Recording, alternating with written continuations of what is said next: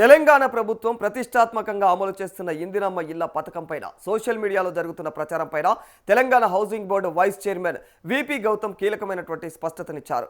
ఇందిరమ్మ ఇళ్లకు దరఖాస్తు చేసుకుంటే ప్రభుత్వం నుంచి వచ్చేటువంటి ఇతర సంక్షేమ పథకాల ప్రయోజనాలు నిలిచిపోతాయని జరుగుతున్నటువంటి ప్రచారంపైన ఆయన క్లారిటీ ఇచ్చారు.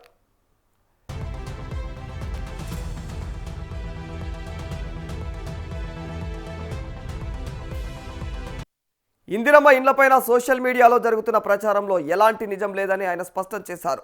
ప్రజలు వదంతులను అయితే నమ్మకుండా అధికారిక సమాచారాన్ని విశ్వసించాలని కోరారు. ఈ మేరకు Telangana housing board vice chairman VP Gautam ఒక వీడియోను కూడా విడుదల చేశారు.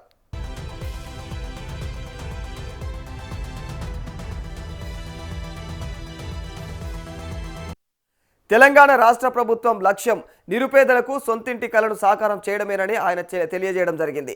ముఖ్యంగా క్యూర్ పరిధిలో ఇందిరమ్మ ఇళ్లకు దరఖాస్తు చేసినా ఇప్పటికే పొందుతున్నటువంటి ఇతర సంక్షేమ పథకాలపైన ఎలాంటి ప్రభావం ఉండదని కూడా తేల్చి చెప్పారు. పింఛన్లు, రేషన్, ఇతర ప్రభుత్వ పథకాలు నిలిచివేస్తారనేటువంటి ప్రచారం పూర్తిగా అవాస్తవమని స్పష్టం చేశారు.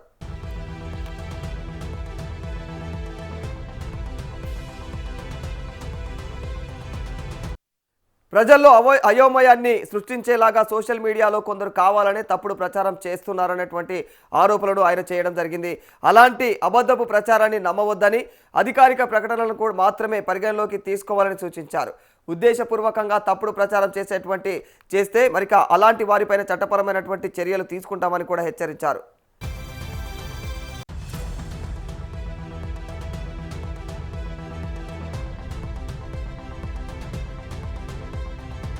ఇక క్యూర్ పరిధిలో ఇందిరమ్మ ఇళ్ల నిర్మాణం పైన ముఖ్యమంత్రి రేవంత్ రెడ్డి ఇటీవల మంత్రులు పొంగిలేటి శ్రీనివాసరెడ్డి, పొన్నం ప్రభాకర్లతో పాటు వివిధ శాఖల ఉన్నతాధికారులతో సమీక్ష నిర్వహించారు. పలు నియోజకవర్గాల్లో ఇప్పటికే గుర్తించినటువంటి ప్రభుత్వ స్థలాల వివరాలను అధికారులు సీఎంకు వివరించడం జరిగింది.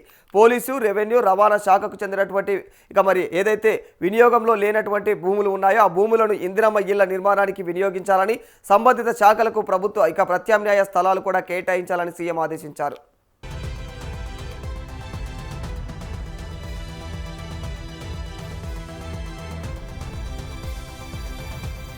జనావాసాలకు దూరంగా ఇళ్లను నిర్మిస్తే ఉపాధి, ఉద్యోగ అవకాశాలపైన ప్రభావం ఉండేటువంటి అవకాశం ఉందని అభిప్రాయపడినటువంటి సీఎం రేవంత్ రెడ్డి, అందుకే నగరానికి దగ్గరగా నగరవాసులు ప్రస్తుతం నివసిస్తున్నటువంటి ప్రాంతాల పరిధిలోనే ఇందిరమ్మ ఇళ్లను నిర్మించాలని అధికారులకు సూచించారు. దీంతో లబ్ధిదారులు జీవనోపాధిని కోల్పోకుండా ఉంటారని తేల్చి చెప్పారు.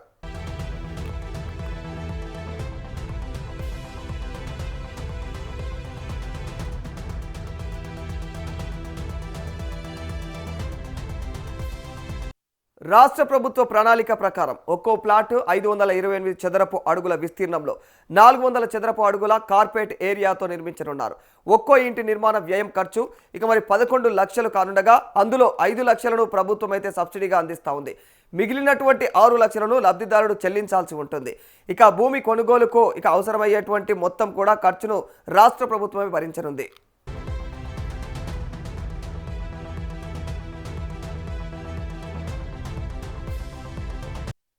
తొలి దశలో క్యూర్ పరిధిలోని 17 నియోజకవర్గాల్లో 7,680 ప్లాట్ల నిర్మాణానికి రేవంత్ రెడ్డి ప్రభుత్వం ప్రణాళిక సిద్ధం చేసింది. రాజేంద్రనగర్, మహేశ్వరం, శేర్లింగంపల్లి, ఇబ్రహీంపట్నం, మల్కాజ్గిరి, నాంపల్లి, ఖైరతాబాద్, జూబ్లీహిల్స్, కార్వాన్, బహదూర్పుర, అంబర్పేట్, కూకట్పల్లి, మేడ్చల్, కుత్బుల్లాపూర్, సనత్ నగర్, సికింద్రాబాద్, కంటోన్మెంట్, మలక్పేట ఏదైతే నియోజకవర్గాల్లో ఉన్నటువంటి ఈ యొక్క ఇళ్ల నిర్మాణానికి నిర్మాణాలు చేపట్టాలి అని చెప్పేసి ఆదేశాలు జారీ చేసింది.